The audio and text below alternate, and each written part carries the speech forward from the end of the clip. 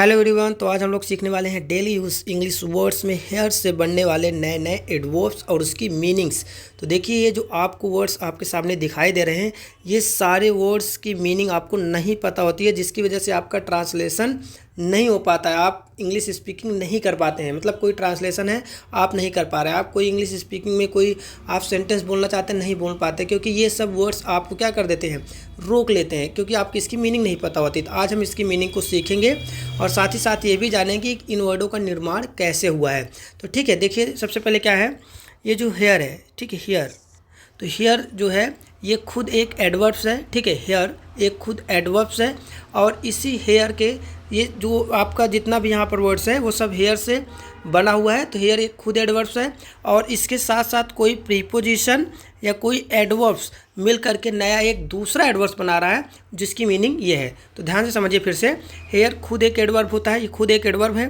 तो इसके साथ हम हेयर के साथ यहाँ पर कहीं कहीं प्रीपोजिशन या कहीं कहीं पे उसके साथ एडवर्ब्स जोड़ करके उसको दोबारा एक नया एडवर्ब्स बना रहे हैं और उसकी मीनिंग क्या है वो हम समझने वाले हैं। और इसको समझने के बाद आपकी इंग्लिश इम्प्रूव होगी, ठीक है, आपकी इंग्लिश स्पीकिंग और ट्रांसलेशन करने का तरीका इम्प्रूव होगा। तो देखिए, सबसे पहला जो मीनिंग है हेयर आफ्टर। हेयर आफ्टर का मतलब क्या है, इसके बाद या अब से या आइंदा, ठीक है। तो इसका मतलब क्या है कि जैसे कोई काम आपने किया ना, तो गलती होगी, मान लिया आपने कहा अब इसके बाद ऐसा नहीं होना चाहिए, अब आइंदा ऐसे आगे नहीं होना चाहिए, ठीक है, अब से ऐसा गलती नहीं होनी चाहिए। तो यहाँ पर मतलब जो आप बता रहे हैं ना, इस टाइम से अब आगे ऐसा नहीं होना चाहिए। तो हेयर आफ्टर का आप जो उपयोग यहाँ पर करेंगे, ठीक है। दूसरा है हेयर टू।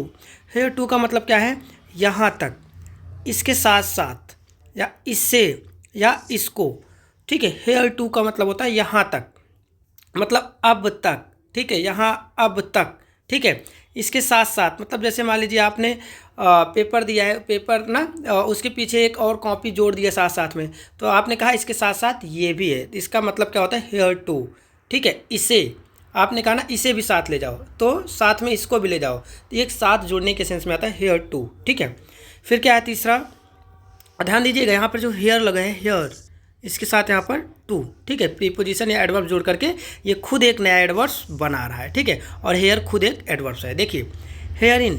हेयर इन का मतलब होता है इसमें या इसके साथ साथ, इसका भी मतलब होता है इसमें, ठीक है, किसी चीज़ में, इसमें, इसके साथ साथ। फिर क्या है, here to four. Here to four, इसका मतलब क्या होता है, अब तक या अभी तक, ठीक है, या पहले, ठीक है। तो मतलब जैसे कोई टाइम है ना कि जैसे वो अब तक नहीं आया, इस समय तक, अभी तक नहीं आया, ठीक है, या इसके पहले वो नहीं आया था, इसके पूर्व में नहीं आया था। तो हेयर टू फोर का मीनिंग होता है, ठीक है। आगे देखते हैं, आगे हमारे सामने जो वर्ड्स है वो क्या है, यहाँ पे है हेयर ऑफ। हेयर ऑफ, इसका मतलब होता है इसका या इस कारण से, ठीक है। जैसे आपने कहा इसी कारण से वो यहाँ से चली गई, तो यहाँ हेयर ऑफ, ठीक है। फिर क्या है, हेयर विथ।